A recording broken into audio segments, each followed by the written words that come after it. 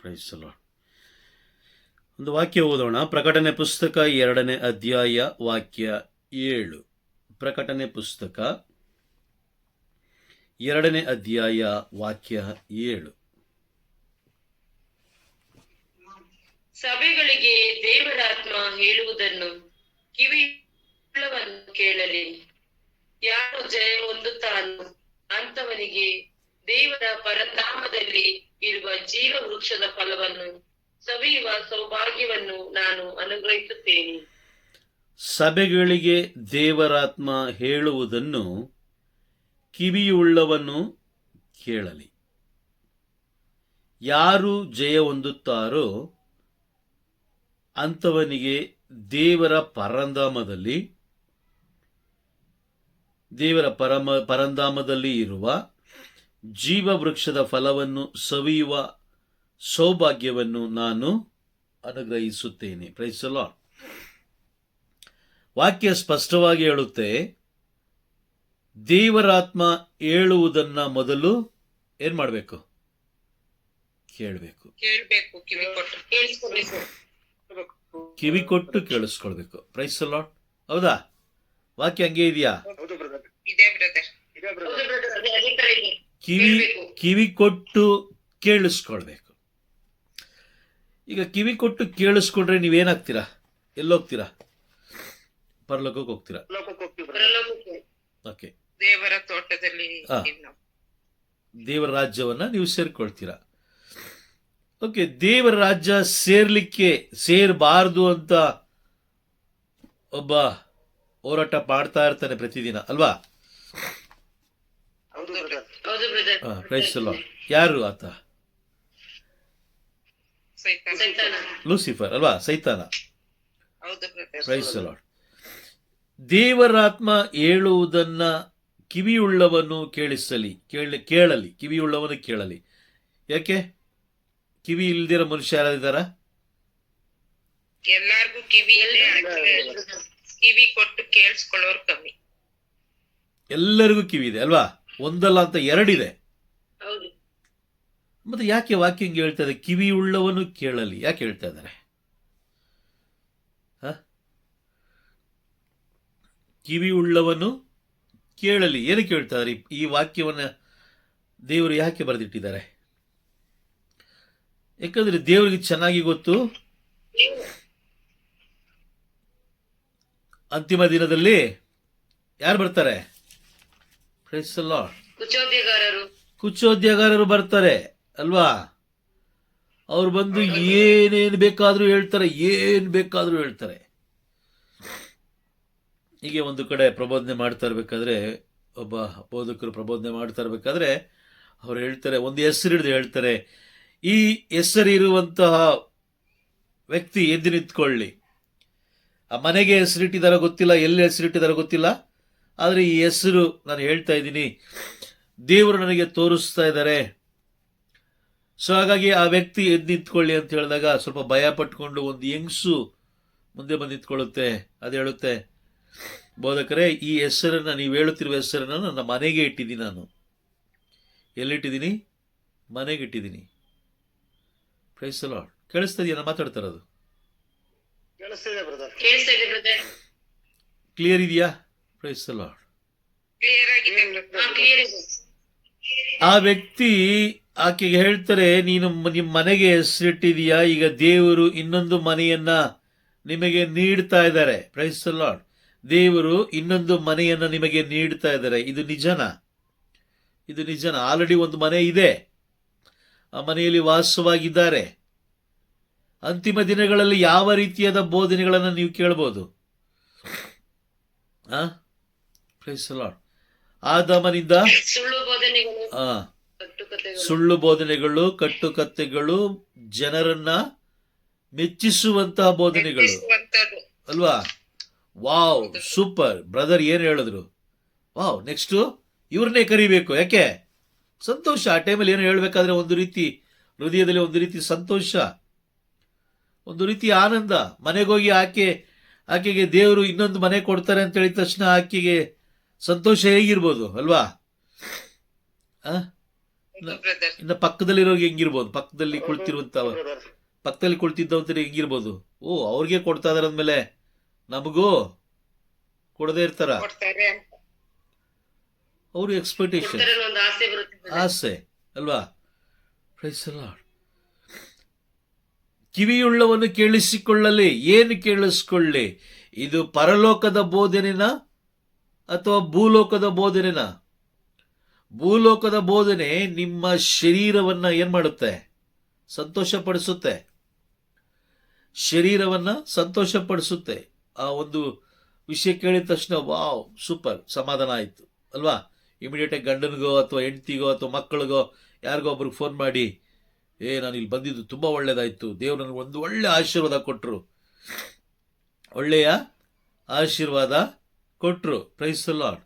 ಏನು ನಮಗೆ ಇನ್ನೊಂದು ಮನೆಯನ್ನು ಕೊಡ್ತಾರಂತೆ ದೇವರು, ಇನ್ನೊಂದು ಮನೆಯನ್ನು ಕೊಡ್ತಾರಂತೆ. ಆಕೆಯ ಗಮನ ಪೂರ್ತಿ ಎಲ್ಲೋಯ್ತು ಈಗ?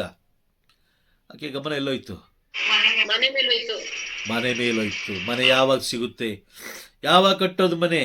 ಓಕೆ, ಗಂಡನ ಆಲೋಚನೆ, ಸಂಪೂರ್ಣ ಕುಟುಂಬದ ಆಲೋಚನೆ ಎಲ್ಲೋಯ್ತು? Price the lord. ಮನೆ ಮೇಲೆ ಹೋಯ್ತು. ಮನೆ ಮೇಲೆ ಹೋಯ್ತು. ಓಕೆ, ಆಕೆ ಹೋಯ್ತೇನೋ ನಿಜ, ಆದ್ರೆ ಅಕ್ಕಪಕ್ಕದಿಲ್ಲ ಇದ್ದಂತ ಹೆಂಗಸರು ಅಥವಾ ಗಂಡಸರು ಅವರ ಆಲೋಚನೆ ಎಲ್ಲೋಯ್ತು? ಕೆಲವು ಅವ್ರಿಗೂ ಹೋಗುತ್ತೆ ಬ್ರದರ್, ಲೋಕದ ಕಡೆ. ಏನಾಯ್ತು? ಎಲ್ರಿಗೂ ಅಲ್ಲೇ ಹೋಗುತ್ತೆ brother. ಎಲ್ರಿಗೂ ಅಲ್ಲೇ ಹೋಗುತ್ತೆ. ಒಂದೇ ಒಂದು ವಿಷದ ಬೀಜ ಬಿತ್ತದ್ ಆ ಬ್ರದರ್ ಬಿತ್ತಿದ್ದು ಒಂದೇ ಒಂದು ವಿಷದ ಬೀಜ ಅಷ್ಟೇನೆ. ಪ್ರೈಸ್ ದಿ ಲಾರ್ಡ್ ಅಲ್ವಾ. ಅಂತಿಮ ದಿನದಲ್ಲಿ ಯಾರು ಬರ್ತಾರೆ? ಸುಳ್ಳು ಬೋಧಕರು ಬರ್ತಾರೆ. ಈ ದಿನಗಳಲ್ಲಿ ಕಡೆಯ ದಿನಗಳಲ್ಲ ನಾವಿರೋದು, ಕಡೆಯ ದಿನಗಳಲ್ಲಿರುವಂತಹ ಲಾಸ್ಟ್ ಡೇಸ್ ಅಥವಾ ಲಾಸ್ಟ್ ಅವರ್ಸ್, ಕೊನೆಯ ಗಂಟೆಗಳು ಅಥವಾ ಕೊನೆಯ ನಿಮಿಷಗಳು ಅಥವಾ ಕೊನೆಯ ಸೆಕೆಂಡ್ಗಳಲ್ಲಿ ನಾವಿದ್ದೀವಿ. Price the lord. ಪರಿಶುದ್ಧಾತ್ಮರು ಮುಂಚಿತವಾಗಿಯೇ ಬರೆದಿಟ್ಟಿದ್ದಾರೆ, ಎಲ್ಲವನ್ನು ನಮಗೆ ಬರೆದಿಟ್ಟಿದ್ದಾರೆ. 1 ಯೋಹಾನ 4ನೇ ಅಧ್ಯಾಯ 1ರಿಂದ 3 ತನಕ ಇರುವಂತ ವಾಕ್ಯಗಳನ್ನು ನಾವು ಓದಬೇಕಾದ್ರೆ ಅಲ್ಲಿ ನಮಗೆ ಸ್ಪಷ್ಟವಾಗಿ ಓದುವಾಗಲೇ ನಮಗೆ ಅರ್ಥ ಆಗುತ್ತೆ. ಆ ವಾಕ್ಯಗಳನ್ನು ಓದೋಣ. ಪ್ರಿಯರೇ, ನಾವು ಪವಿತ್ರಾತ್ಮ ಪ್ರೇರಿತರು ಎಂದು ಹೇಳುವ ಎಲ್ಲರನ್ನೂ ನಂಬಬಾರದು. ಆ ಪ್ರೇರಣೆ ದೇವರಿಂದ ಬಂದಿದೆಯೇ ಎಂದು ಪರೀಕ್ಷಿಸಿ ನೋಡಬೇಕು. ಏಕೆಂದರೆ ಎಷ್ಟೋ ಮಂದಿ ಕಪಟ ಪ್ರವಾದಿಗಳು ಎಲ್ಲೆಡೆಯಲ್ಲೂ ಹರಡಿದ್ದಾರೆ. ದೇವರ ಆತ್ಮದಿಂದ ಬಂದ ಪ್ರೇರಣೆಯನ್ನು ನೀವು ಹೀಗೆ ಗುರುತಿಸಬಹುದು. ಮನುಷ್ಯ ಆಗಿ ಬಂದ ಕ್ರಿಸ್ತ ಯೇಸುವನ್ನು ಒಪ್ಪಿಕೊಳ್ಳುವ ಆತ್ಮವು ದೇವರಿಂದ ಪ್ರೇರಿತವಾದುದು. ಯೇಸುವನ್ನು ಒಪ್ಪಿಕೊಳ್ಳದ ಆತ್ಮ ದೇವರಿಂದ ಪ್ರೇರಿತವಾದುದಲ್ಲ. ಅದು ಕ್ರಿಸ್ತ ವಿರೋಧಿಯ ಆತ್ಮ. ಅದು ಬರುವುದೆಂದು ನೀವು ಕೇಳಿದ್ದೀರಿ. ಈಗಾಗಲೇ ಅದು ಲೋಕದಲ್ಲಿ ತಲೆದೋರಿದೆ. ಯಾರು ಬರೆದಿರೋದು ಇದು? ಯೋಹಾನ ಅಲ್ವಾ? Praise the Lord. ಶಿಷ್ಯರು ಇರಬೇಕಾದ್ರೇನೆ ಲೋಕದಕ್ಕೆ ಅದು ಬಂದಾಯ್ತು. ಶಿಷ್ಯರು ಇರಬೇಕಾದ್ರೇನೆ, ಯೋಹಾನರು ಜೀವಂತವಾಗಿ ಇರಬೇಕಾದ್ರೆ ಅದು ಲೋಕಕ್ಕೆ ಬಂದಾಯ್ತು. ಆದರೆ ಈಗ ಮಾತ್ರ ಸ್ವಲ್ಪ ಜಾಸ್ತಿ ಆಗಿದೆ ಅಲ್ವಾ? ವ್ಯತ್ಯಾಸಗಳು ಜಾಸ್ತಿ ಆಗಿದೆ. Praise the Lord. ನೋಡಿ, ಹಳೆ ಒಡಂಬಡಿಕೆ, ಹೊಸ ಒಡಂಬಡಿಕೆ ಹಾಗೂ ಪ್ರಕಟಣೆ, ಇದು ಮೂರನ್ನ ಬಹಳ ನಾವು ಗೌರವದಿಂದ ಅದನ್ನು ಧ್ಯಾನಿಸುವಾಗ ಪರಿಶುದ್ಧಾತ್ಮರು ನಮಗೆ ತಿಳಿಸ್ಕೊಡ್ತಾರೆ. ಅಂದ್ರೆ ಹಳೆ ಒಡಂಬಡಿಕೆಯಲ್ಲಿ ನಾವೇನು ನೋಡ್ತೀವಿ? ಲೋಕದ ಸೃಷ್ಟಿ ಕಾರ್ಯಗಳು, ದೂತರು ಮಾಡಿದಂಥ ಪಾಪಗಳು, ಜಲಪ್ರಳಯ, ಇವೆಲ್ಲವನ್ನು ನಾವು ಹಳೆ ಒಡಂಬಡಿಕೆಯಲ್ಲಿ ನಾವು ನೋಡ್ತೀವಿ. ಹೊಸ ಒಡಂಬಡಿಕೆಯಲ್ಲಿ ನಾವೇನು ನೋಡ್ತೀವಿ? ಮಾಥೆ ಮರಿಯಮ್ಮನವರು ಅಲ್ವಾ? Praise the Lord. ಸಂತ ಜೋಸೆಫರು, ಮತ್ತೆ ಜಕಾರಿಯ, ಮತ್ತೆ ಸ್ನಾನಿಕ ಯೋಹಾನರು, ಎಲಿಜಬೆತ್ ಅಮ್ಮ, ಮತ್ತೆ ಶಿಷ್ಯರ ಆಯ್ಕೆ, ಮತ್ತೆ ಪರಲೋಕದ ಬೋಧನೆ, ಪರಲೋಕದ ರಹಸ್ಯಗಳನ್ನು ತಿಳಿಸಿಕೊಡೋದು, ಸಾಮತಿಗಳು. ಅದಾದ ಮೇಲೆ ಅಂತಿಮ ದಿನಗಳಲ್ಲಿ ನಡೆಯುವಂತಹ ಪ್ರತಿಯೊಂದು ಘಟನೆಗಳನ್ನ ಪ್ರಭು ಯೇಸು ಕ್ರಿಸ್ತರು ಜೀವಂತವಾಗಿ ಇರಬೇಕಾದ್ರೆ ತಿಳಿಸಿರುವಂಥದ್ದು. ಪ್ರಕಟಣೆ ಪುಸ್ತಕವನ್ನ ಮುಂಚಿತವಾಗಿ ಮತ್ತಾಯನ ಬರೆದ ಶುಭ ಸಂದೇಶ 24ನೇ ಅಧ್ಯಾಯದಲ್ಲಿ ಅವರು ತಿಳಿಸಿ ಆಗೋಯ್ತು. ಪ್ರಕಟಣೆ ಪುಸ್ತಕ ಕಂಪ್ಲೀಟ್ ಆ ಒಂದು ಪುಸ್ತಕವನ್ನ ಮತ್ತಾಯನು ಬರೆದ ಶುಭ ಸಂದೇಶ 24ನೇ ಅಧ್ಯಾಯದಲ್ಲಿ ಅವರು ಮುಂಚಿತವಾಗಿ ತಿಳಿಸಿ ಆಗೋಯ್ತು. ಅದನ್ನ ಒಂದು ಮಿನಿ ರೆವಲ್ಯೂಷನ್ ಪುಸ್ತಕ, ಅಂದ್ರೆ ಪುಟ್ಟ ಪ್ರಕಟಣೆ ಪುಸ್ತಕ ಅಂತ ಕರೀತಾರೆ. ಈ ದಿನಗಳಲ್ಲಿ ಯಾವ ರೀತಿಯಾದ ಬೋಧನೆಗಳನ್ನು ನಾವು ಕಾಣ್ತಾ ಇದ್ದೀವಿ? ಇಲ್ಲಿ ವಾಗ್ದಾನ ಏನು? ಪ್ರಕಟಣೆ ಪುಸ್ತಕ 2ನೇ ಅಧ್ಯಾಯ 7ನೇ ವಾಕ್ಯದ ವಾಗ್ದಾನ ಏನು? ಜಯ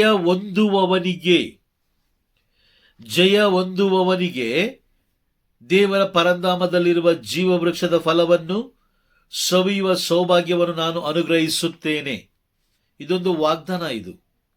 ಇದೊಂದು ವಾಗ್ದಾನ, ದೇವರು ನಮಗೆ ನೀಡಿರುವಂತಹ ವಾಗ್ದಾನ. ಯಾರು ಜಯ ಹೊಂದುತ್ತಾರೋ, ಜಯ ಹೊಂದೋದಂದ್ರೆ ಏನು? Praise the lord. ಜಯ ಹೊಂದೋದಂದ್ರೆ ಏನು? ಲೋಕದ ಆಚಾರ ವಿಚಾರಗಳನ್ನು ಗೆಲ್ಲೋದು. ಅದಕ್ಕೆ ವಿರುದ್ಧವಾಗಿ ಲೋಕ ಏನ್ ಹೇಳುತ್ತೋ ಪರಲೋಕ ಏನ್ ಹೇಳುತ್ತೋ, ಇದೆರಡನ್ನ ಯಾವುದು ಸರಿ ಇದೆಯೋ ಅದನ್ನ ಆರಿಸಿಕೊಂಡು ಆ ಮಾರ್ಗದಲ್ಲಿ ನಡೆಯೋದು. Praise the Lord. ಒಂದು ಹೇಳ್ತೀನಿ ತಿಳ್ಕೊಳ್ಳಿ, ಈ ರೀತಿಯಾಗಿ ನೀವು ಪರಲೋಕದ ಆ ಮಾರ್ಗ, ಪರಲೋಕದ ಬೋಧನೆಗಳನ್ನ ನೀವು ಆಲಿಸುವಾಗ, ಧ್ಯಾನಿಸುವಾಗ, ಅದರಂತೆಯೇ ಜೀವಿಸುವುದಕ್ಕೆ ಪ್ರಯತ್ನಿಸುವಾಗ ಈ ಲೋಕದಲ್ಲಿರುವ ಅನೇಕ ಬೋಧಕರಿರ್ಬೋದು, ಅಥವಾ ಅನೇಕ ದೊಡ್ಡ ದೊಡ್ಡ ವ್ಯಕ್ತಿಗಳಿರ್ಬೋದು, ಅಥವಾ ನಿಮ್ಮ ಅಕ್ಕಪಕ್ಕದ ಮನೆಯವರಿರ್ಬೋದು, ಅವ್ರು ಏನ್ ಮಾಡ್ತಾರಾಗ? ನಿಮ್ಮನ್ನು ನೇರವಾಗಿ ಅವರು ದೂಷಿಸ್ತಾರೆ. ಅರ್ಥ ಆಗ್ತಾ ಇದೆಯಾ? ಏನ್ ಹೇಳ್ತಾರಾಗ? ಯಾರಿಗೂ ಗೊತ್ತಿಲ್ದಿರೋ ಇವ್ರಿಗೆ ಗೊತ್ತಿದ್ಯಾ ಅಲ್ವಾ? ಯಾರಿಗೂ ಗೊತ್ತಿಲ್ಲದಿರೋದು ಇವ್ರಿಗೆ ಗೊತ್ತಿದ್ಯಾ? ಯಾರಿಗೂ ಗೊತ್ತಿಲ್ಲ, ಇವ್ರು ಗೊತ್ತಿದ್ಯಾ, ಅವರೆಲ್ಲ ಓದಿಲ್ವಾ, ಇವ್ರಿಗೆ ಏನ್ ಗೊತ್ತು, ಎಲ್ಲ ಗೊತ್ತಿದೆ ಅಂತ ಹೇಳ್ಕೊತಾರೆ ಅಂತಾನೆ. ಆದ್ರೆ ಒಂದು ಹೇಳ್ತೀನಿ ತಿಳ್ಕೊಳ್ಳಿ, ಈ ಲೋಕದ ವ್ಯಕ್ತಿಗಳು ಬೇಸರ ಆಗ್ತಾರ ಅಂತೇಳಿ ನಿಮ್ಮ ಆತ್ಮವನ್ನ ನಾಶ ಮಾಡ್ಕೊಳ್ಬೇಡಿ. ಈ ಲೋಕದ ವ್ಯಕ್ತಿಗಳು ಬೇಸರಗೊಂಡ್ರೆ ಅದರಿಂದ ನಿಮಗೂ ನಷ್ಟ ಇಲ್ಲ, ಅವ್ರಿಗೂ ನಷ್ಟ ಇಲ್ಲ. ಲೋಕದ ವ್ಯಕ್ತಿಗಳು ಬೇಸರಗೊಂಡ್ರೆ ನಿಮಗೂ ನಷ್ಟ ಇಲ್ಲ, ಅವ್ರಿಗೂ ನಷ್ಟ ಇಲ್ಲ. ಆದರೆ ಪರಲೋಕ ಏನಾದರೂ ಬೇಸರಗೊಂಡ್ರೆ ನಿಮಗೆ ನಷ್ಟ, ಅವರಿಗೆ ತುಂಬಾ ಇಷ್ಟ. ಲೋಕದ ವ್ಯಕ್ತಿಗಳು ಏನಾದ್ರು ಬೇಸರಗೊಂಡ್ರೆ ನಿಮಗೆ ಏನು ನಷ್ಟ ಇಲ್ಲ, ಅವ್ರಿಗೆ ನಷ್ಟ. ಅದೇ ಪರಲೋಕ ಏನಾದರೂ ನೀವು ಮಾಡುವ ಕೆಲಸ ಕಾರ್ಯಗಳನ್ನು ನೋಡಿ ಬೇಸರಗೊಂಡಿದ್ದೇ ಆದರೆ, ಪರಲೋಕ ಏನಾದರೂ ಬೇಸರಗೊಂಡಿದ್ದೇ ಆದರೆ ನಿಮಗೆ ನಷ್ಟ, ಅವರಿಗೆ ತುಂಬಾ ಇಷ್ಟ. ಯಾಕೆ ಅಂತ ಹೇಳಿದ್ರೆ ಅವರು ಎಲ್ಲಿಂದ ಬಂದಂತವರು? ಸೈತಾನನ ಲೋಕದಿಂದ ಅಲ್ವಾ? ಸೈತಾನನ ಮಕ್ಕಳು ಅವರು, ಯೇಸುವನ್ನು ಒಪ್ಪಿಕೊಳ್ಳದವರು. Price the lord. 1 ಯೋಹಾನ 4ನೇ ಅಧ್ಯಾಯ 3ನೇ ವಾಕ್ಯ ಏನ್ ಹೇಳುತ್ತೆ? ಯೇಸುವನ್ನು ಒಪ್ಪಿಕೊಳ್ಳದ ಆತ್ಮ ದೇವರಿಂದ ಪ್ರೇರಿತವಾದುದಲ್ಲ. ತಮಗೆ ಇಷ್ಟ ಬಂದಾಗೆ ಪ್ರಾರ್ಥನೆಗಳು, ತಮಗೆ ಇಷ್ಟ ಬಂದಾಗೆ ಬೋಧನೆಗಳು, ತಮಗೆ ಏನ್ ತೋಚುತ್ತೋ ಅದನ್ನೇ ಹೇಳೋದು ಅಲ್ವಾ? ಹೌದಾ? Praise the Lord. ಎಷ್ಟೋ ಜನ ಹೇಳ್ತಾರೆ, ನನಗೆ ಅವ್ರು ಕಾಣಿಸಿದ್ರು ಇವ್ರು ಕಾಣಿಸಿದ್ರು ಅಂತ. ಕಾಣಿಸ್ತಾರ? ಒಂದು ತಮಾಷೆ ಏನು ಅಂತ ಹೇಳಿದ್ರೆ, ಇಡೀ ಲೋಕಕ್ಕೆ ನಂಬರ್ 1 ಪರಿಶುದ್ಧರು ಯಾರು? ನಂಬರ್ 1 ಪರಿಶುದ್ಧರು. ಪರಲೋಕವೇ ಅವರ ಬಳಿಗೆ ಬಂತು. ಇವರು ಅವರ ಹತ್ರಕ್ಕೆ ಹೋಗ್ಲಿಲ್ಲ, ಪರಲೋಕವೇ ಅವರ ಬಳಿಗೆ ಬಂತು. ಅವರು ಅಷ್ಟು ಪರಿಶುದ್ಧರಾಗಿದ್ದರು. ಪ್ರಭುವನ್ನು ತನ್ನ ಗರ್ಭದಲ್ಲಿ ಧರಿಸಿಕೊಂಡ್ರು. ಪ್ರಭುವಿನ ಜೊತೆಯಲ್ಲಿ 33 ವರ್ಷಗಳ ಕಾಲ ಜೀವಿಸಿದ್ರು. ಒಂದಲ್ಲ ಎರಡಲ್ಲ. ನೋಡಿ, ತಮಾಷೆನೇ ವಿಷಯನೇ ಅಲ್ಲ. 33 ವರ್ಷಗಳ ಕಾಲ ಪ್ರಭುವಿನ ಜೊತೆಯಲ್ಲಿದ್ದಂಥವರು. ಅವರು ಲೋಕದ ವ್ಯಕ್ತಿಗಳಿಗೆ ಕಾಣಿಸ್ಕೊಳ್ಳಿಕ್ಕೆ ಹೇಗೆ ಸಾಧ್ಯ? ಅವ್ರು ಕಾಣಿಸ್ಕೊಳ್ತಾ ಇದಾರೆ ಅಂದ್ರೆ ಇವರು ಅವರಿಗಿಂತಲೂ ಮೇಲಾಗಿ ಪರಿಶುದ್ಧರಾಗಿರ್ಬೇಕು. ಅರ್ಥ ಆಗ್ತಿದ್ಯಾ?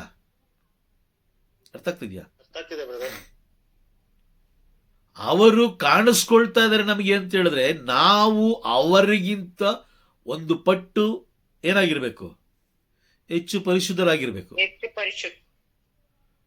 ವ್ಯತ್ಯಾಸ ಕಾಣ್ತಾ ಇದೆಯಾ? ಕಪಟ ಪ್ರಬೋಧಿಗಳು ಏನಂತ ಬೋಧಿಸ್ತಾರೆ? ದೇವರನ್ನು ಒಪ್ಪಿಕೊಳ್ಳದ ಆತ್ಮಗಳು, ಕ್ರಿಸ್ತ ವಿರೋಧಿ ಆತ್ಮಗಳು. ಏನಕ್ಕೆ ಈ ರೀತಿ ಬೋಧಿಸ್ತಾರೆ ಅಂತ ನಾವು ನೋಡ್ತಾ ಹೋದ್ರೆ ವಾಗ್ದಾನ ನೆರವೇರಬಾರದು. Price the lord. ಪ್ರಕಟಣೆ ಪುಸ್ತಕ 2ನೇ ಅಧ್ಯಾಯ 7ನೇ ವಾಕ್ಯ ಏನ್ ಹೇಳುತ್ತೆ? ಏನ್ ಹೇಳ್ತಾ ಇದೆ? ಜಯ ಹೊಂದಿದವನು ದೇವರ ಪರಂಧಾಮದಲ್ಲಿರುವ ಜೀವ ವೃಕ್ಷದ ಫಲವನ್ನ ಸವಿಯುವ ಸೌಭಾಗ್ಯವನ್ನ. ಕೊಡ್ತೀನಿ. ಈಗ ಕ್ರಿಕೆಟ್ ಆಟ ನೋಡಿದ್ದೀರಾ? ಕ್ರಿಕೆಟ್ ಆಟ ಆಡ್ಬೇಕಾದ್ರೆ, ಕ್ರಿಕೆಟ್ ಆಟ, ಖೋಖೋ ಆಟ ಇದೆಲ್ಲ ನೋಡಿ, ಎಲ್ಲ ಸ್ನೇಹಿತರೆ ಆಡೋದು, ಎಲ್ಲ ಒಟ್ಟಿಗೆ ಸ್ನೇಹಿತರೆ ಆಡೋದು. ಸ್ನೇಹಿತರು ಆಡಿದ್ರು ಔಟ್ ಮಾಡಲಿಕ್ಕೆ ಕಾಯ್ತಾ ಇರ್ತಾರೆ. ಹೇಗಾದ್ರೂ ಮಾಡಿ ಔಟ್ ಮಾಡಬೇಕು. ಅದೇ ತರನೇ ನಮ್ಮ ಜೊತೆಲೇ ಇರ್ತಾರೆ, ನಮ್ಮನ್ನ ಸ್ನೇಹಿತರನ್ನಾಗಿ ಮಾಡ್ಕೊಳ್ತಾರೆ. ಪ್ರಾರಂಭದಲ್ಲಿ ನಮ್ಮನ್ನ ಮೆಚ್ಚಿಸ್ತಾರೆ, ನಮ್ಮನ್ನ ಹೊಗಳ್ತಾರೆ, ಕೊನೆಗೆ ನಮ್ಮನ್ನ ಕರ್ಕೊಂಡೋಗಿ ಎಲ್ಲಿ ನಿಲ್ಲಿಸ್ತಾರೆ? ಸೈತಾನನ ಬಾಗಿಲಲ್ಲಿ ನಿಲ್ಲಿಸ್ತಾರೆ. ಸಭೆಗಳಿಗೆ ದೇವರ ಆತ್ಮ ಹೇಳುವುದನ್ನ ಕೇಳು. ಇಲ್ಲಿ ಮುಖ್ಯವಾಗಿ ಹೇಳ್ತಾ ಇದ್ದಾರೆ, ದೇವರ ಆತ್ಮ ಹೇಳುವುದನ್ನ ಕೇಳು. ದೇವರ ಆತ್ಮ ಏನು ಹೇಳ್ತಾರೋ ಅದೇ ಅಂತಿಮ. ಅರ್ಥ ಆಗ್ತಾ ಇದೆಯಾ? ವ್ಯಕ್ತಿಗಳು ಬೋಧಕರು ಇವ್ರು ಹೇಳೋದಲ್ಲ, ಫೈನಲ್ ಅಲ್ಲ. ಅದಕ್ಕೆ ಏನ್ ಹೇಳ್ತಾರೆ ಯೇಸು ಸ್ವಾಮಿ? ತೆಸ್ಸಲೋನಿಗೆ ಬರೆದ ಪತ್ರದಲ್ಲಿ ಏನ್ ಹೇಳ್ತಾರೆ?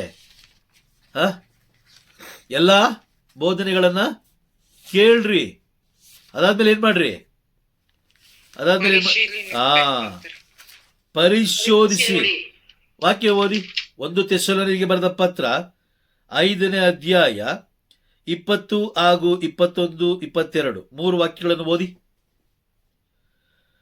ಪ್ರವಾದನೆಗಳನ್ನ 1 ತೆಸ್ಸಲೋನಿ 5ನೇ ಅಧ್ಯಾಯ 20ರಿಂದ 22. ಪ್ರವಾದನೆಗಳನ್ನು ಅಲ್ಲಗಳೆದಿರಿ, ಅವುಗಳನ್ನೆಲ್ಲ ಪರಿಶೋಧಿಸಿ ಒಳ್ಳೆಯದನ್ನು ಅಂಗೀಕರಿಸಿ ಕೆಟ್ಟದ್ದನ್ನೆಲ್ಲ ಬಿಟ್ಟು ಬಿಡಿ. ನೋಡಿ, ಇಲ್ಲಿ ಪ್ರಕಟಣೆ ಪುಸ್ತಕ 2ನೇ ಅಧ್ಯಾಯ 7ನೇ ವಾಕ್ಯದಲ್ಲಿ ಹೇಳ್ತಾರೆ, ದೇವರಾತ್ಮ ಹೇಳುವುದನ್ನು ನೀನು ಕೇಳು. ದೇವರಾತ್ಮ ಏನ್ ಹೇಳ್ತಾರೋ ಅದು ನೀನು ಕೇಳು. ಆದ್ರೆ ಪ್ರವಾದನೆಗಳು ಯಾರೇ ಹೇಳಿದ್ರು, ಪ್ರವಾದನೆಗಳು ಯಾರೇ ನಿಮಗೆ ತಿಳಿಸ್ಕೊಟ್ರು, ಅವುಗಳನ್ನು ನೀವು ಅಲ್ಲಗಳಿಬೇಡಿ. ಬದಲಿಗೆ ಅವುಗಳನ್ನು ನೀವು ಪರಿಶೋಧಿಸಿ ನೋಡಿರಿ, ಒಳ್ಳೆಯದನ್ನ ಅಂಗೀಕಾರ ಮಾಡಿಕೊಳ್ಳಿರಿ, ಕೆಟ್ಟದನ್ನ ಅಲ್ಲೇ ಬಿಟ್ಟು ಬಿಡಿ. ಅದ್ರ ಬಗ್ಗೆ ಜಾಸ್ತಿ ಚರ್ಚೆ ಮಾಡಲಿಕ್ಕೆ ಹೋಗ್ಬೇಡಿ. ಚರ್ಚೆ ಮಾಡಿ ಏನ್ ಮಾಡಬೇಡಿ, ನಿಮ್ಮ ಸಮಯವನ್ನ ವ್ಯರ್ಥ ಮಾಡ್ಕೊಳ್ಬೇಡಿ. Price the lord. ಅರ್ಥ ಆಗ್ತಾ ಇದೆಯಾ? ಅಂತಿಮ ದಿನದ ನೋಡಿ, ಪ್ರವಾದನೆಗಳು, ಎಲ್ಲಾ ಪ್ರವಾದನೆಗಳು ನೆರವೇರ್ತಾ ಇದೆ. ಬೈಬಲ್ ಅಲ್ಲಿ ಬರೆದಿರುವಂತಹ ಪ್ರಭು ಯೇಸು ಕ್ರಿಸ್ತ ತಿಳಿಸಿದ ಅವರ ಬರುವಿಕೆ, 2ನೇ ಬರುವಿಕೆಯ ಮುಂಚಿತವಾಗಿ ಏನೇನು ತಿಳಿಸಿಟ್ಟಿದಾರೋ ಎಲ್ಲವೂ ನೆರವೇರ್ತಾ ಇದೆ. ಈಗ ಈ ದಿನಗಳಲ್ಲಿ ಹೋರಾಟ ಜಾಸ್ತಿ, ಈ ದಿನಗಳಲ್ಲಿ ಪ್ರವಾದನೆಗಳು ಜಾಸ್ತಿ, ಈ ದಿನಗಳಲ್ಲಿ ಬೋಧನೆಗಳು ಜಾಸ್ತಿ. ಕಾರಣ ಏನಂತ ಹೇಳಿದ್ರೆ, ಜಯಮಾಲೆ ಏನು, ದೇವರ ಪರಂಧಾಮದಲ್ಲಿರುವ ಜೀವ ವೃಕ್ಷದ ಜಯಮಾಲೆ, ಅಂದ್ರೆ ಆ ಫಲವನ್ನು ನಾವು ಸವಿಬಾರ್ದು, ಆ ಸೌಭಾಗ್ಯವನ್ನ ನಾವು ಪಡ್ಕೊಳ್ಬಾರ್ದು ಅಂತ ಹೇಳಿ ಸೈತಾನ ಏನ್ ಮಾಡ್ತಾನೆ, ಅವರ ಶಿಷ್ಯರ ಮುಖಾಂತರ ಪ್ರತಿಯೊಬ್ಬೊಬ್ಬರನ್ನ ನಾಶ ಮಾಡಲಿಕ್ಕೆ ಪ್ರಯತ್ನ ಪಡ್ತಾ ಇರ್ತಾನೆ. Praise the Lord. ನೋಡಿ, ಬೋಧಕರಾಗ್ಲಿಕ್ಕೆ ಈ ದಿನದಲ್ಲಿ ನೋಡಿ, ನೀವು ಎಲ್ಲೇ ನೋಡಿ ಅನೇಕ ಬೋಧಕರು ಉಟ್ಕೊಂಡಿದ್ದಾರೆ, ಅನೇಕ ಜನ ಬೋಧಕರು ಉಟ್ಕೊಂಡಿದ್ದಾರೆ. ಅವ್ರು ಹೇಳ್ತಾರೆ, ಅಯ್ಯೋ ನಿಮ್ಮನ್ನು ನೋಡಿದ ತಕ್ಷಣ ನಾನು ಹಿಂಗೆ ಹೇಳ್ತೀನಿ, ನಿಮ್ಮನ್ನು ನೋಡಿದ ತಕ್ಷಣ ನಿಮ್ಮ ಕುಟುಂಬದಲ್ಲಿ ಏನು ನಡೀತದೆ ಎಲ್ಲ ಹೇಳ್ತೀನಿ ಅಂತ ಹೇಳ್ತಾರೆ. ಆದರೆ ವಾಕ್ಯ ಏನು ಹೇಳುತ್ತೆ ಗೊತ್ತಾ?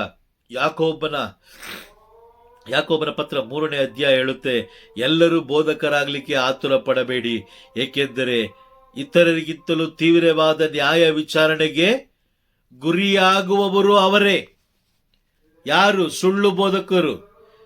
ಈ ಲೋಕದ ಬೋಧನೆಗಳನ್ನ ಯಾರು ಮಾಡ್ತಾ ಇದ್ದಾರೋ ಅವರು ಹೆಚ್ಚು ನ್ಯಾಯ ವಿಚಾರಣೆಗೆ, ಇಲ್ಲಿ ವಾಕ್ಯ ಒಂದು ಬಳಸ್ತಾ ಇದ್ದಾರೆ, ತೀವ್ರವಾದ ನ್ಯಾಯ ವಿಚಾರಣೆಗೆ ಅವರು ಬಳಸ್ತಾರೆ. ಕಾರಣ ಏನಂತ ಹೇಳಿದ್ರೆ ಅವರು ಬೋಧಿಸುವಂತ ಒಂದು ಬೋಧನೆ, ಅವರು ನೀಡುವಂತ ಒಂದು ಪ್ರವಾದನೆ, ಒಂದು ಬೋಧನೆಯ ಮುಖಾಂತರ ಎಷ್ಟೋ ಆತ್ಮಗಳು ಏನಾಗುತ್ತೆ ನಾಶ ಆಗುತ್ತೆ. ನಾಶ ತಪ್ಪು ಆಗುತ್ತೆ. ಬೋಧನೆ ಮಾಡಿದ್ರೆ ಲೋಕದ ಬೋಧನೆ ಮಾಡಿದ್ರೆ ನಾಶ ಆಗ್ತಾ ಇದೆ.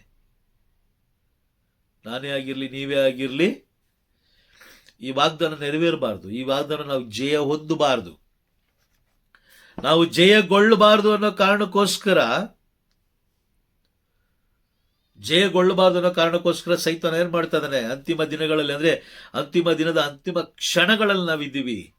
ಯಾವಾಗ ಬೇಕಾದ್ರೂ ಪ್ರಭುವಿನ ಬರುವಿಕೆ ಆಗ್ಬೋದು. ಅಂತಿಮ ದಿನದ ಅಂತಿಮ ಕ್ಷಣಗಳಲ್ಲಿ ನಾವಿದ್ದೀವಿ. ಹೇಗಾದ್ರೂ ಮಾಡಿ ಆತ್ಮವನ್ನು ನಾಶಪಡಿಸ್ಬೇಕು. ಇದು ಸೈತಾನನ ಸಂಕಲ್ಪ. ಅದಕ್ಕಿಂತ ಮುಂಚಿತವಾಗಿ ದೇವರು ಎಲ್ಲವನ್ನ ಎಚ್ಚರಿಕೆ ಕೊಟ್ಟಿದ್ದಾರೆ. ಏನಕ್ಕೆ ಎಚ್ಚರಿಕೆ ಮುಂಚಿತವಾಗಿ ಕೊಟ್ಟಿದ್ದಾರೆ ಅಂತ ಹೇಳಿದ್ರೆ, ಯಾರು ನಿಮ್ಮನ್ನು ನನ್ನನ್ನು ಮೋಸ ಮಾಡಬಾರದು. ಯಾರು ನನ್ನನ್ನು ನಿಮ್ಮನ್ನು ಯಾವ ಸಮಯದಲ್ಲೂ ಯಾವ ವಿಧದಲ್ಲೂ ಏನ್ ಮಾಡಬಾರ್ದಂತೆ? ಮೋಸ ಮಾಡಬಾರ್ದು, ಮೋಸಗೊಳಿಸಬಾರ್ದು. ಒಂದೊಂದು ಮೋಸಗೊಳಿಸಬಾರ್ದು, ಹಾಗೂ ಮೋಸನೂ ಹೋಗ್ಬಾರ್ದು. ಮೋಸ ಹೋದ್ರೆ ಅದಕ್ಕೆ ನಾವೇ ಹೊಣೆಯಾಗಿರ್ತೀವಿ. ಯಾರೋ ಒಬ್ಬ ಬೋಧಕ ಹೇಳ್ತಾ ಇದಾರೆ, ನಿಮಗೆ ಅದು ಕೊಡ್ತಾ ಇದಾರೆ, ದೇವ್ರು ಇದು ಕೊಡ್ತಾ ಇದಾರೆ, ಅದು ಮಾಡ್ತಾರೆ, ಇದು ಮಾಡ್ತಾ ಇದಾರೆ ಅಂತ ನಿಮಗೆ ಬೋಧಿಸಿದ್ದೇ ಆದ್ರೆ ಅಂಗೀಕಾರ ಮಾಡ್ಕೊಳ್ಳಿ. ಅದು ಬೈಬಲಲ್ಲಿ ಇದೆಯಾ ಪರಿಶೋಧಿಸಿ ನೋಡಿ. ಇದ್ರೆ ಅಂಗೀಕಾರ ಮಾಡ್ಕೊಳ್ಳಿ, ಇಲ್ಲ ಅಂದ್ರೆ ಅಲ್ಲಿಗೆ ಬಿಟ್ಟು ಬಿಡಿ. ಅಂತಿಮ ದಿನದ ಅಂತಿಮ ಕ್ಷಣಗಳಲ್ಲಿ ನಿಮಗೆ 5 ಫ್ಲೋರ್ ಮನೆ ಇಟ್ಕೊಂಡು ನೀವೇನ್ ಮಾಡ್ತೀರಾ? ಸುಂದರವಾದ ಕಾರ್ ತಗೊಂಡು ಏನ್ ಮಾಡ್ತೀರಾ? ಈ ದಿನಗಳು ತುಂಬಾ ತುಂಬಾ ತುಂಬಾ ತುಂಬಾ ಮುಖ್ಯವಾದ ದಿನಗಳು. ನಮ್ಮ ಆತ್ಮವನ್ನ ನ್ಯಾಯ ತೀರ್ಪಿಗೆ ಸಿದ್ಧತೆ ಮಾಡಿಕೊಳ್ಳುವಂತ ದಿನಗಳು ಇದು. Price the lord. ಓಕೆ, ಈ ಜಯವನ್ನ, ಈ ವಾಕ್ಯ ಹೇಳುತ್ತೆ ನೋಡಿ, ದೇವರಾತ್ಮ ಹೇಳುವುದನ್ನು ಕೇಳು, ಕಿವಿ ಉಳ್ಳವನು ಕೇಳಲಿ. ಯಾರು ಜಯ ಹೊಂದುತ್ತಾರೋ, ಈಗ ಜಯ ಹೊಂದಬಾರದು ಅಲ್ವಾ? ಅಲ್ಲಿ ವಾಕ್ಯ ಹೇಳ್ತದೆ ಜಯ ಹೊಂದುತ್ತಾರೋ. ಯಾರಾದ್ರು ಜಯ ಹೊಂದ್ಬಿಟ್ರೆ ಅವ್ರು ಗೆಲ್ತಾರೆ, ಹೌದಾ? Praise the Lord. ವಾಕ್ಯ ಹೇಳ್ತದೆ ಜಯ ಹೊಂದಿದವನಿಗೆ ಪರಲೋಕ ಸಾಮ್ರಾಜ್ಯ ಖಂಡಿತವಾಗ್ಲೂ ಕೊಡ್ತಾರೆ. ಜಯ ಹೊಂದಬಾರದು, ಅದಕ್ಕೆ ಅನೇಕ ಸೈತಾನನ್ನು ನೀಡುವಂತ ಅನೇಕ ಕೆಲಸಗಳನ್ನು ಮಾಡಿಸ್ತಾನು ನಮ್ಮ ಮುಖಾಂತರ. ಅದು ಒಂದೊಂದೇ ನಾವೇನ್ ಮಾಡೋಣ, ಈಗ ತಿಳ್ಕೊಳ್ತಾ ಹೋಗೋಣ. ಜಯ ಹೊಂದಬಾರದು ಅಂದ್ರೆ ನಾವು ಸೋಲು ಹೊಂದಬೇಕು. ಸೋಲು, ನಮಗೆ ಸೋಲಾಗಬೇಕು, ಸೈತಾನನಿಗೆ ಗೆಲುವಾಗಬೇಕು. Praise the lord. ಅರ್ಥ ಆಗ್ತಾ ಇದೆಯಾ?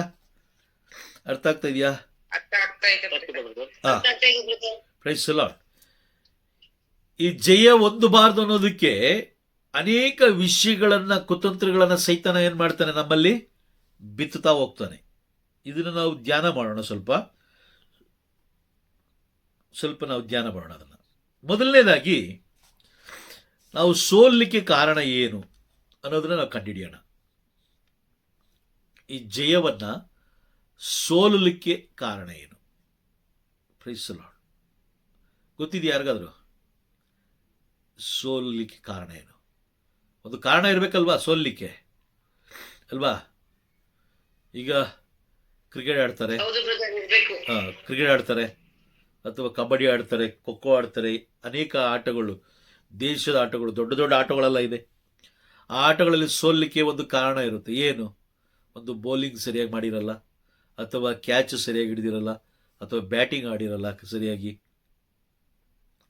ಅದೇ ಥರನೇ ಪರಲೋಕವನ್ನ ತಪ್ಪಿಸ್ಕೊಳ್ಳಿಕ್ಕೆ, ಅಂದರೆ ಪರಲೋಕದಿಂದ ನಾವು ಬೇರ್ಪಡಲಿಕ್ಕೆ ತುಂಬ ಮುಖ್ಯವಾದ ಕಾರಣಗಳು ಇರಬೇಕು, ಕಾರಣಗಳು ಬೇಕು. ಆ ಕಾರಣಗಳು ಏನು ಅಂತ ನಾವು ನೋಡ್ತಾ ಹೋದ್ರೆ, ಮೊದಲನೇದಾಗಿ ನಮ್ಮ ಜೀವಮಾನದಲ್ಲಿ ನಾವು ದೇವರ ರಾಜ್ಯದಿಂದ ದೂರವಾಗಲಿಕ್ಕೆ ಮುಖ್ಯ ಕಾರಣ ಏನು ಅಂತ ನೋಡಿದ್ರೆ, ನಮ್ಮ ಆಲೋಚನೆಗಳು, ನಾವು ಮಾಡುವಂತ ಆಲೋಚನೆಗಳು. Praise the lord. ಅರ್ಥ ಆಯ್ತಾ? ಮೊದಲನೇದಾಗಿ ಏನು? ನಾವು ಮಾಡುವ ಆಲೋಚನೆಗಳು. Praise the Lord. ನೋಡಿ, ವಾಕ್ಯ ಓದೋಣ. ಜ್ಞಾನೋಕ್ತಿಗಳ ಗ್ರಂಥ 24ನೇ ಅಧ್ಯಾಯ ವಾಕ್ಯ 8 ಹಾಗೂ 9. ಜ್ಞಾನೋಕ್ತಿಗಳ ಗ್ರಂಥ 24ನೇ ಅಧ್ಯಾಯ ವಾಕ್ಯ 8 ಹಾಗೂ 9. ಕೇಡನ್ನು ಯೋಚಿಸುವವನು ಹಾ. ತುಂಟನು ಎನಿಸಿಕೊಳ್ಳುವನು. 9 ಓದಿ. ಮೂರ್ಖನ ಯೋಜನೆ ಪಾಪಮಯ, ಕುಚೋದ್ಯನು ಜನರಿಂದ ತಿರಸ್ಕೃತನು. ಓಕೆ, ವಿಮಲಾ ಸಿಸ್ಟರ್, ಎರಡು ಒಟ್ಟಿಗೆ ಓದಿ. ಕೇಡನ್ನು ಯೋಚಿಸುವವನು ತುಂಟನು ಎನಿಸಿಕೊಳ್ಳುವನು. ಮೂರ್ಖನ ಯೋಜನೆ ಪಾಪಮಯ, ಕುಚೋದ್ಯನು ಜನರಿಂದ ತಿರಸ್ಕೃತನು. ಕೇಡನ್ನ ಯೋಚಿಸುವವನು ತುಂಟನೆನಿಸಿಕೊಳ್ಳುವನು. Praise the lord. ಓಕೆ, ಲಿಮಲ್ ಸಿಸ್ಟರ್, ಇಂಗ್ಲಿಷಲ್ಲಿ ಓದ್ತೀರಾ? ಇದೆಯಾ ಇಂಗ್ಲಿಷಲ್ಲಿ? ತುಂಬಾ ಚೆನ್ನಾಗಿದೆ ವಾಕ್ಯ. ಟು ಪ್ಲಾನ್ ಓದಿ. Praise the lord. 24ನೇ ಅಧ್ಯಾಯ 8. 24:8. Who is this great king? He is the Lord strong and mighty, the Lord victorious in battle. ಯಾವ್ದು ಓದ್ತಾ ಇದ್ದೀರಾ? Filling wide the gates. ಯಾವ್ದು ಓದ್ತಾ ಇದ್ದೀರಾ? 24:8-9 brother. 24 ಪ್ರೊವರ್ಬ್ಸ್ ಅಲ್ವಾ? ಹೌದು ಬ್ರದರ್. ನೋಡಿ, ಕರೆಕ್ಟಾ ನೋಡಿ. ನೋಡ್ತಾ ಇದ್ದೀನಿ. ಪ್ರೊವರ್ಬ್ಸ್ ಅಲ್ಲಿ ಚಾಪ್ಟರ್ 24 ವರ್ಸಸ್ 8 and 9. 24:8-9. ವಾಕ್ಯ ಹೇಳುತ್ತೆ ನೋಡಿ, the plan evil is a wrong as doing it. ಸೈತನ ಯಾವಾಗಲೂ ಅಷ್ಟೇ ಕೇಡನ್ನ ಯೋಚಿಸುವವನು ತುಂಟನೆನಿಸಿಕೊಳ್ಳುವನು. If you are always planning evil, you will even earn a reputation as a troublemaker. Any scheme a fool thinks up is sinful. People hate a person who has nothing but scorn for others. Yes, praise the Lord. ಸೈತಾನನ ಎಲ್ಲಾ ಸ್ಕೀಮ್ಗಳು ಪಾಪಮಯ. ಎಲ್ಲ ಸ್ಕೀಮ್ಗಳು. ದೇವರ ಯೋಜನೆ ಒಂದಿದೆ, ದೇವರ plan ಒಂದಿದೆ. ಅದೇ ತರ ಸೈತಾನನ ಪ್ಲಾನ್ ಕೂಡ ಅದೇ ತರ ಇದೆ. ಒಂದು ಸಣ್ಣ ಉದಾಹರಣೆ ಕೊಡ್ತೀನಿ ನಾನು ನಿಮಗೆ. ಹಳೆ ಒಡಂಬಡಿಕೆಯಲ್ಲಿ ಸರ್ವೇಶ್ವರ ಸ್ವಾಮಿ ಹೇಳ್ತಾರೆ, ಮೋಶೆಗೆ ನೀನು ನನ್ನೊಡನೆ ಮಾತನಾಡುವುದಕ್ಕೆ ಬರುವಾಗ ನಿನ್ನ ಪಾದರಕ್ಷೆಗಳನ್ನ ದೂರ ಇಡು, ಯಾಕೆಂದ್ರೆ ನೀನು ನಿಂತಿರುವ ಸ್ಥಳ ಪರಿಶುದ್ಧವಾದದ್ದು. ಹೇಳ್ತಾರೆ ಬ್ರದರ್. ನೀನು ನಿಂತಿರುವ ಸ್ಥಳ ಪರಿಶುದ್ಧವಾದ. ನೀ ನನ್ನೊಂದಿಗೆ ಮಾತನಾಡುವಾಗ ನೋಡಿ, ಅವರು ಒಂದು ಮಾತು ಹೇಳಿದ್ರು ಅಂದ್ರೆ ಅದು ಕೊನೆ ಗಳಿಗೆ ತನಕ ಇರಬೇಕು. ಕೊನೆ ಗಳಿಗೆ ತನಕ, ಜೀವ ಇರುವ ಕೊನೆ ಉಸಿರ ತನಕ ದೇವರೊಂದಿಗೆ ನಾವು ಮಾತನಾಡಬೇಕಾದ್ರೆ ನಮ್ಮ ಪಾದರಕ್ಷೆಗಳು ಎಲ್ಲಿರ್ಬೇಕು? ನಮ್ಮಿಂದ ದೂರ ಇರಬೇಕು. ಆದರೆ ಈ ದಿನಗಳಲ್ಲಿ ಜನರು ಏನ್ ಮಾಡಿದ್ರು? ತಮ್ಮದೇ ಒಂದು ಪ್ಲಾನ್. ಪರವಾಗಿಲ್ಲ, ಅದು ಹಳೆ ಒಡಂಬಡಿಕೆ. ಪರವಾಗಿಲ್ಲ, ಅದು ಹಳೆ ಒಡಂಬಡಿಕೆ. ಅಂದ್ರೆ ಇವರು ಪಾದರಕ್ಷೆಗಳಿಗೆ ನೀಡುವಂತಹ ಗೌರವ, ಆ ಸ್ಥಾನಮಾನ ದೇವರ ಮಾತಿಗೆ ಕೊಡ್ತಾ ಇಲ್ಲ. ಇವರ ಆಲೋಚನೆ ಬೇರೆ, ಅವರ ಆಲೋಚನೆ ಬೇರೆ. ಯೆಶಾಯ ಪ್ರವಾದಿ ಗ್ರಂಥ 55ನೇ ಅಧ್ಯಾಯ ವಾಕ್ಯ 8ರಲ್ಲಿ, ಯೆಶಾಯ ಪ್ರವಾದಿ ಗ್ರಂಥ 55ನೇ ಅಧ್ಯಾಯ ವಾಕ್ಯ 8ರಲ್ಲಿ ಇಲ್ಲಿ ಸರ್ವೇಶ್ವರ ಸ್ವಾಮಿ ಹೇಳ್ತಾರೆ, ನನ್ನ ಆಲೋಚನೆಗಳೇ ಬೇರೆ, ನಿಮ್ಮ ಆಲೋಚನೆಗಳೇ ಬೇರೆ. ವಾಕ್ಯ ಓದಿ, ಅಲ್ಲಿದೆ ನೋಡಿ. ನನ್ನ ಆಲೋಚನೆಗಳು ನಿಮ್ಮ ಆಲೋಚನೆಗಳಂತಲ್ಲ. ಓದಿ ಯಾರೋ ಒಬ್ರು ಓದಿ ವಿಬ್ಲಸ್ ಓದಿ.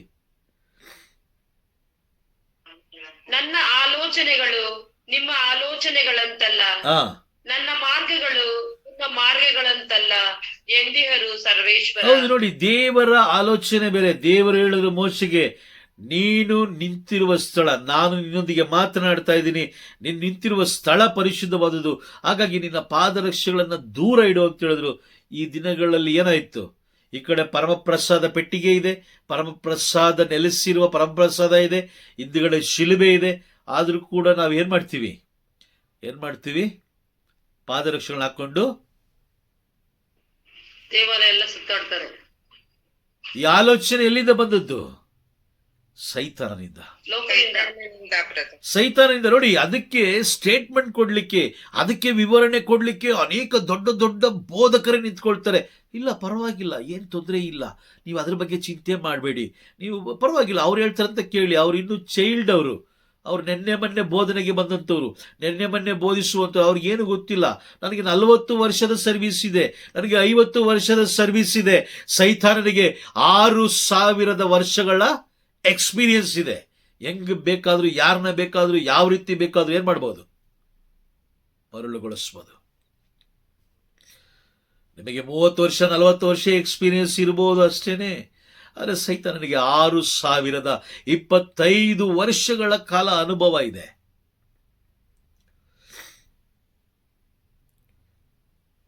ಈ ರೀತಿ ಮಾಡಿ ಏನಾಗುತ್ತೆ? ದೇವರ ರಾಜ್ಯದ ಜೀವವೃಕ್ಷದ ಸೌಭಾಗ್ಯವನ್ನು ಸವಿಯುವಂತ ಆ ಸೌಭಾಗ್ಯವನ್ನು ನಾವು ಕಳ್ಕೊಳ್ತೀವಿ. ಅರ್ಥ ಆಯ್ತಾ? ನಮ್ಮ ಆಲೋಚನೆ ಬೇರೆ ಇದೆ, ದೇವರ ಆಲೋಚನೆ ಬೇರೆ ಇದೆ. ದೇವರ ಆಲೋಚನೆ ಬೇರೆ ಇದೆ. ಎಲ್ಲಾದ್ರೂ ಪುಸ್ತಕದಲ್ಲಿ ಬರೆದಿದೆಯಾ? ಎಲ್ಲಾದ್ರೂ ಬೈಬಲಲ್ಲಿ ಬರೆದಿದೆಯಾ? ನಿಮಗೆ ಬೋಧಿಸಿದವರ ಮುಖಾಂತರ ನಿಮಗೆ ಯಾರು ತಿಳಿಸ್ಕೊಟ್ಟಿದಾರೋ ಅವರು ನಿಮಗೆ ನ್ಯಾಯ ತೀರ್ಪಿನ ದಿನ ಜೊತೆಯಲ್ಲಿ ನಿಂತ್ಕೊಳ್ತಾರೆ ಅಂತ ಎಲ್ಲಾದ್ರೂ ಬರೆದಿದೆಯಾ? ಇಲ್ಲ ಬ್ರದರ್, ಬರ್ದಿಲ್ಲ. ವಾಕ್ಯ ಏನ್ ಹೇಳುತ್ತೆ? ದೇವರ ಆತ್ಮ ಹೇಳುವುದನ್ನ ಕಿವಿಯುಳ್ಳವನು ಕೇಳಿಸಿಕೊಳ್ಳಲಿ. ಕಿವಿಯುಳ್ಳವನು ಲೋಕದ ಬೇಕಾದ್ರೂ ಕೇಳಿಸ್ಕೊಳ್ಬಹುದು, ಪರಲೋಕದಾದ್ರೂ ಕೇಳಿಸ್ಕೊಳ್ಬಹುದು, ಯಾವುದು ಬೇಕಾದ್ರೂ ಕೇಳಿಸ್ಕೊಳ್ಳಿ. ಆತ್ಮ ನಿನದು. ಲೋಕದ ವ್ಯಕ್ತಿ ಬೇಸರ ಆಗ್ತಿದ್ದಾರೆ, ಅಯ್ಯೋ ಇವ್ರು ಎಷ್ಟು ದೊಡ್ಡ ಬೋಧಕರು, ಅಯ್ಯೋ ಇವ್ರು ಇಷ್ಟು ವರ್ಷ ಸರ್ವಿಸ್ ಮಾಡಿದ್ದಾರೆ. ಅದೆಲ್ಲ ಮುಖ್ಯ ಅಲ್ಲ. ಅವರ ಬಾಯಿಂದ ಬರುವಂತ ಒಂದೊಂದು ಪ್ರವಾದನೆಗಳು ಮುಖ್ಯ. ಅರ್ಥ ಆಗ್ತಿದ್ಯಾ?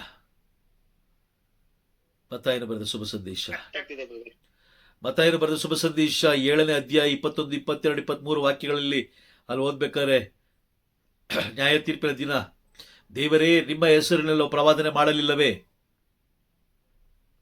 ನಿಮ್ಮ ಹೆಸರಿನ ಮುಖಾಂತರ ನಾವು ಅದ್ಭುತಗಳನ್ನು ಮಾಡಲಿಲ್ಲ ಅಂತ ಹೇಳಿದಾಗ ಅವರ ಹೆಸರು ಹೇಳ್ತಾರೆ. ಏನ್ ಹೇಳ್ತಾರೆ? ನಿಮ್ಮ ನನ್ನಿಂದ ತೊರಗಿರಿ, ನಿಮ್ಮ ಗುರುತೇ ನನಗಿಲ್ಲ ಅಂತಾರೆ. ನಿಮ್ಮ ಗುರುತೇ ನನಗಿಲ್ಲ. ಯಾಕೆ? ಅವರು ಬೋಧಿಸಿದ ಎಲ್ಲಾ ಪ್ರವಾದನೆಗಳು ಲೋಕದಾಗಿತ್ತು. ನ್ಯಾಯ ತೀರ್ಪಿಗೆ ಸಿದ್ಧತೆ ಮಾಡಲಿಲ್ಲ.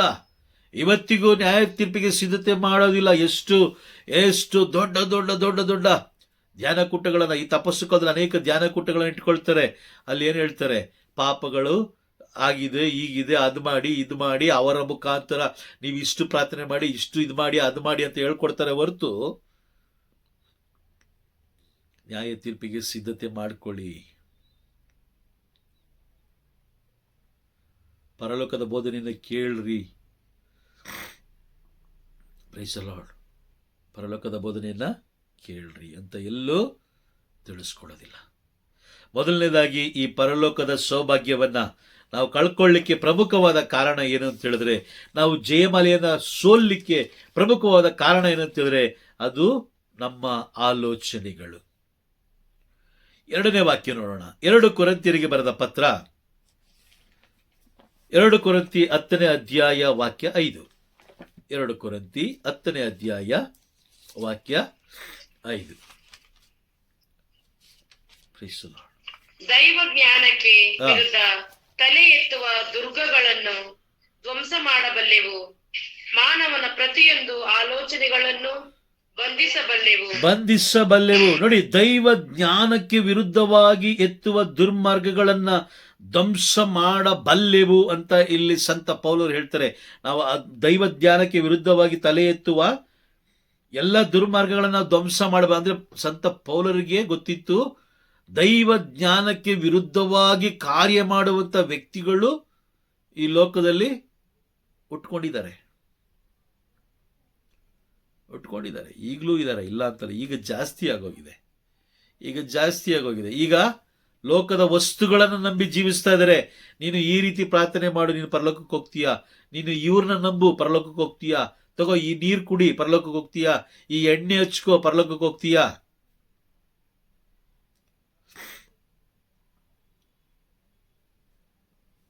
Price the lord.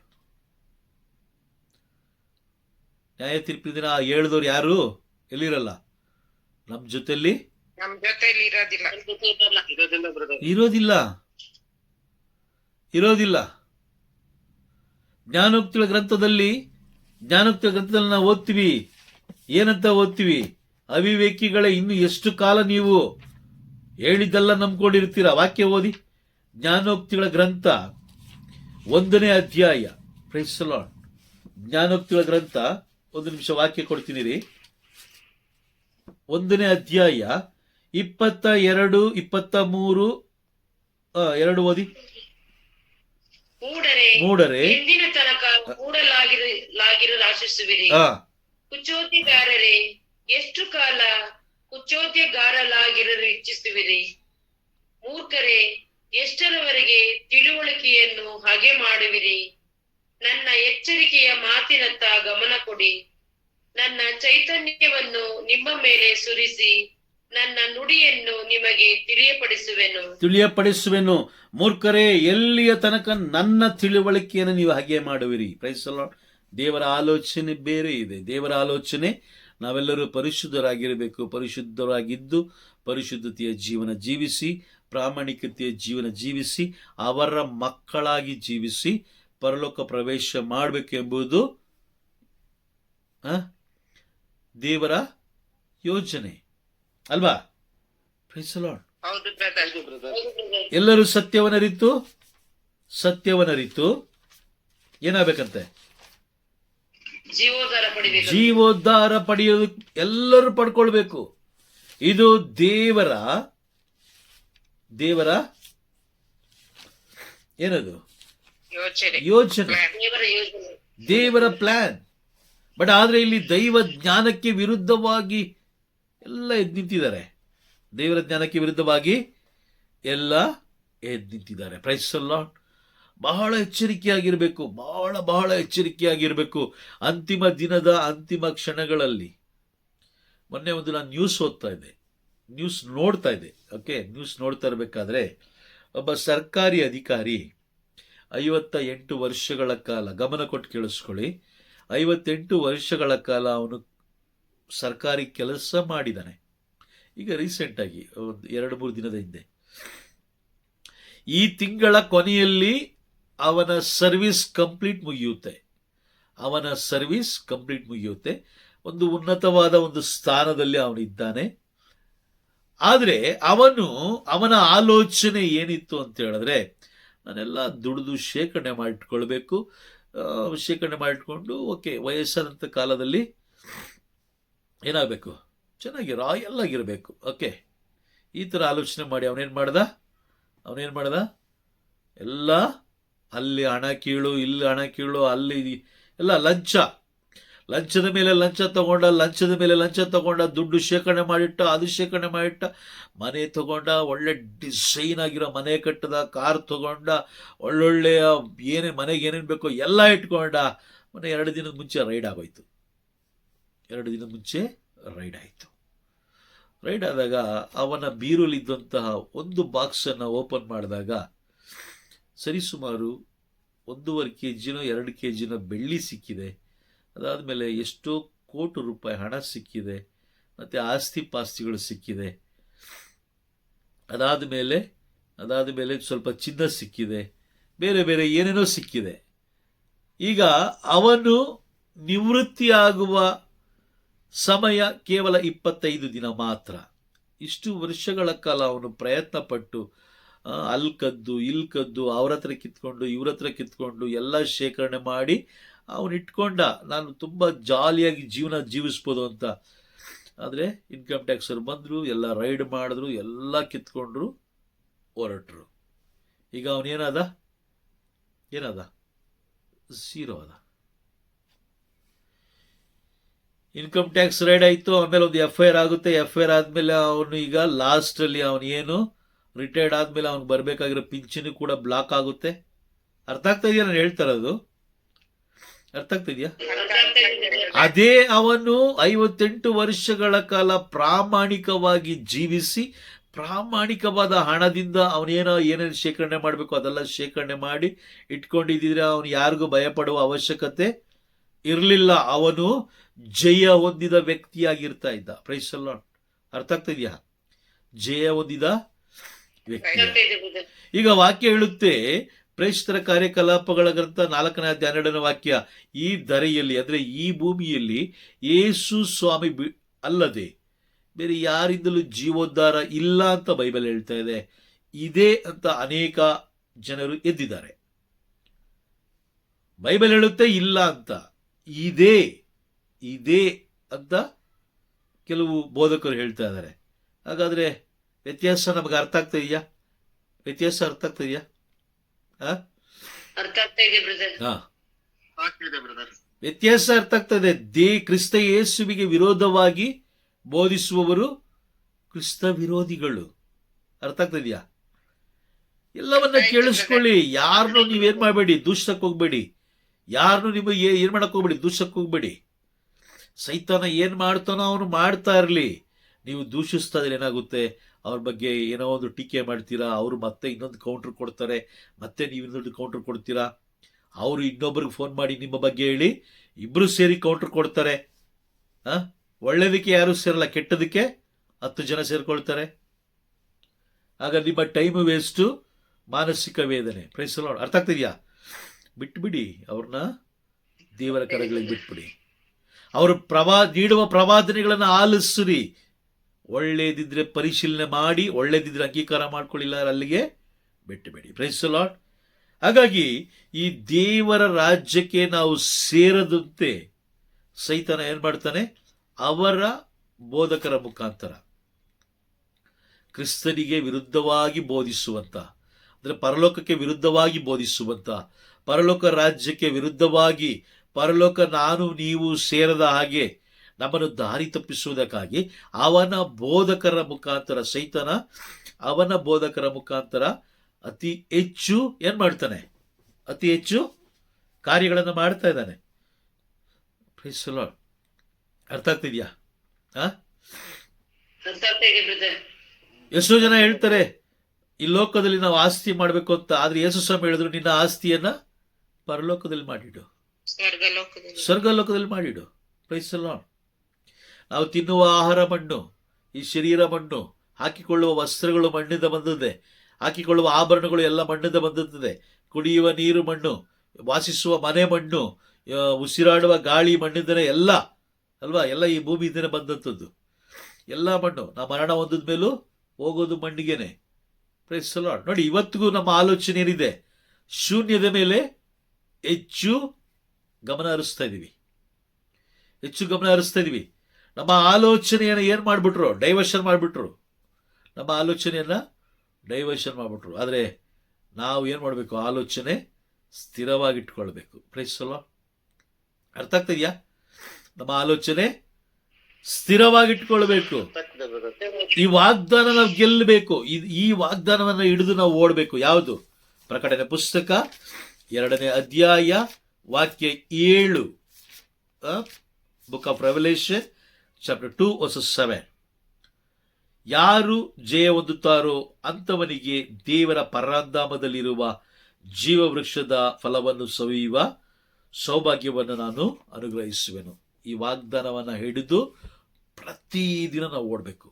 ನಾವು ಪ್ರತಿದಿನ ಹೇಳಬೇಕು. ನಾವು ಹೆಂಗೆ ಹೇಳಬೇಕು? ಪರಿಶುದ್ಧಾತ್ಮರು ತಿಳಿಸೋದನ್ನ ನಾನು ಕಿವಿ ಕೊಟ್ಟು ಕೇಳಿಸ್ಕೊಳ್ತೀನಿ. ಈ ಜೀವ ಜಯಮಾಲೆಯನ್ನು ನಾನು ಗೆಲ್ತೀನಿ, ನಾನು ವಿಶ್ವಾಸದಿಂದ ಓಡ್ತೀನಿ ಅಂತ ಪ್ರತಿದಿನ ನೀವು ಹೇಳ್ತಾ ಬರಬೇಕು. ಹೇಳ್ತಾ ಪರಲೋಕಕ್ಕೆ ಸಂಬಂಧಪಟ್ಟಂತ ಪ್ರವಾದನೆಗಳನ್ನು ನಾವು ಆಲಿಸ್ಬೇಕು, ಧ್ಯಾನಿಸ್ಬೇಕು.